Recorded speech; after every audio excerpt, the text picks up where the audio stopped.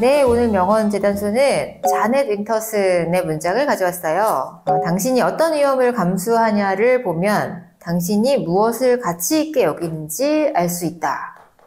라는 문장입니다. 자넷 윈터슨은 1959년 영국 출신의 소설가시고 계속 작품 안에 고아를 등장시키셔서 이제 그 고아들이 이렇게 뭔가 화자로서 얘기를 하게 만드시는 네. 그런 작가시죠? 실제 삶이 그랬죠.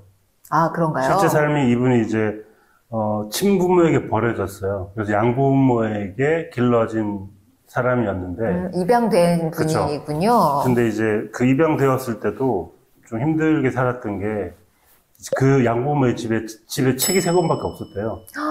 책을 좋아하시는 네, 분인데. 그 중에 한 권이 성경이었고, 다른 책들을 몰래 가지고 와서 집에서 읽으면, 양부모가 다 집에 있는 그 책들을 불살랐대요. 왜 그랬을까요? 굳이? 네. 뭐 59년이면 그렇게 막 이상할 때도 아닌데. 네. 그래서 뗄감이 없었나? 싫었겠죠. 책을 읽는다는 게 싫었을 테고. 이 아이가 책 읽는 게 싫었다. 네. 그래서 나중에 이제 그 혼자 독학으로 공부를 해서 영문과에 입학을 했고요. 그다음에 네. 이제 영화사, 출판사 이런 곳에서 일을 하면서 자기 작품을 써나가기 시작했죠. 어떤 위험을 감수하냐를 보면 당신이 무엇을 가치 있게 여기는지 알 수 있다. 라고 하셨는데 선생님 감수하고 있는 위험 같은 게 있으세요? 내가 있죠. 스스로 어떤 걸 감수하시나요? 글쓰기요. 글쓰기는 굉장히 위험한 일입니다. 왜? 안전한 일이죠? 되게 그냥 안전한 공간에서 텍스트로 하는 일이잖아요. 육체적으로 나이가 들면 들수록 생각을 하게 되는데 네. 허리에 굉장히 안 좋은 일이고요. 뭐 일반적으로 모르는 사람들이 보면 작가님들 너무 좋겠다라고 생각하는 이유 중에 하나가 네. 조용히 따뜻한 집에서 출근 안 하고 글쓰기 때문인데 모든 집이 따뜻하지 않아서 돈을 못 벌면 따뜻할 수가 없어요. 뗄감을 뗄 수가 없어요. 그렇잖아요. 책을 떼지 않는 이상. 책을 떼면 따뜻하겠구나. 그래서 뗐나?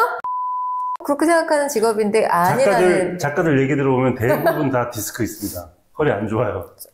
허리와 손목. 나름의 위험을 감수하는 거겠죠. 왜냐하면 그 일에 빠져들어서 자기 몸이 상하는 줄도 모르고 글을 쓰고 있는 거니까 그것도 위험을 감수한다고 볼 수 있고요. 모든 사랑이 다 이게 아닌가 싶어요. 모든 사랑이? 네, 사랑은 위험을 감수하고 뛰어드는 일이고 많은 젊은 세대가 사랑을 포기하기도 하는 네. 위험하니까 감수하고 싶지 않다라는 생각을 해서 그렇기도 하겠지만 그것도 다 나름의 가치관이기 때문에 또 인정을 해줄 수 있겠죠.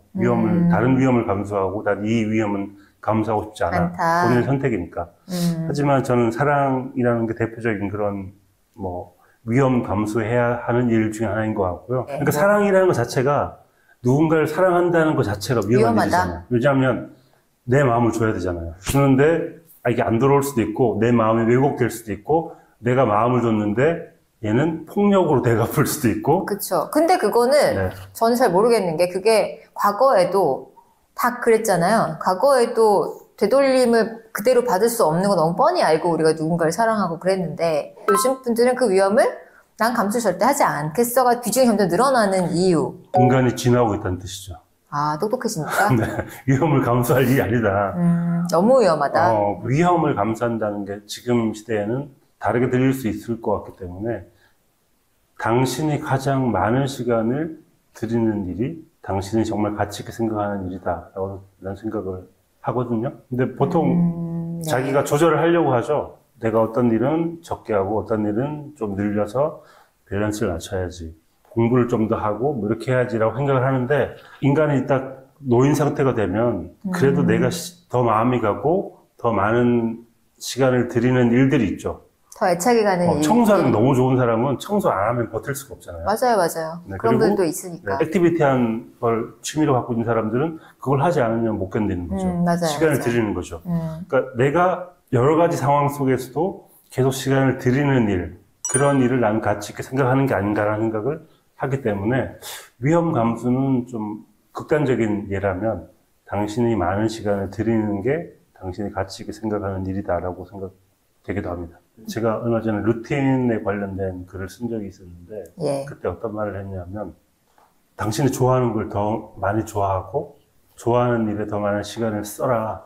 나중에 시간이 한참 흘러서 돌이켜 보았을 때 당신의 삶에 어떤 패턴이 있을 것이다. 이건 정말 좋아했구나. 많이 했네. 근데 이때는 뭘 되게 침체기였네. 이런 식의 굴곡이 있겠죠. 이 굴곡이 당신의 루틴일 수 있다. 굴곡이? 하루하루의 루틴을 만들어내는 것도 중요하지만 인생 전체에 당신이 어떤 건 좋아하고 싫어하는 게 한참 후에 보일 수 있고 자연스럽게 그게 당신의 루틴일 수 있다. 그러니까 열심히 노력해서 나의 하루를 규칙적으로 만드는 것도 중요하지만 내가 좋아하는 걸 더 좋아하는데 시간을 씀으로써 행복한 상태에서 뭔가를 몰두하는 그런 상태를 만드는 게 더 좋지 않을까. 그게 나의 루틴이 되었으면 좋겠다. 그런 얘기를 쓴 적이 있는데 그럼 요건 어떻게 문장을 바꿔보셨어요? 저는 이렇게 바꾸었습니다. 네. 당신이 가장 많은 시간을 들이는 곳이 당신이 가장 사랑하는 것이다. 비슷한 톤이죠? 네. 여기서 약간 이제 중요하게 생각하는 건 당신이 가장 많은 시간을 들이는 곳. 가장 많은 시간을 들이는 곳.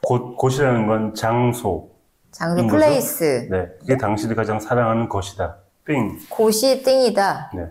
오랜 시간을 보내는 곳이 당신이 가장 사랑하는 것이다. 인간의 삶에는 어떤 영역이 있는 것 같아요. 네. 그 영역들을 잘 살펴보면 그 안에 있는 것이 정말 내가 사랑하는 것이 있다. 그 안에 있다. 네. 장소 속에 물건이 있고 사물이 있고 그게 당신을 잘 나타내 보일 수 있다. 그런 생각이 들었습니다.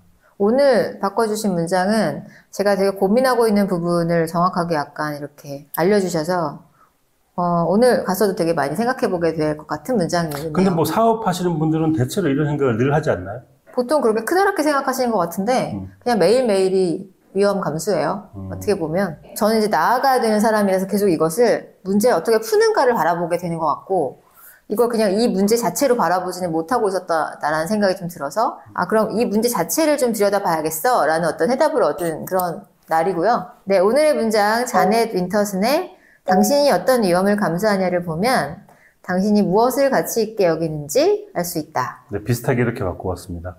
당신이 가장 많은 시간을 들이는 곳이 당신이 가장 사랑하는 것이다.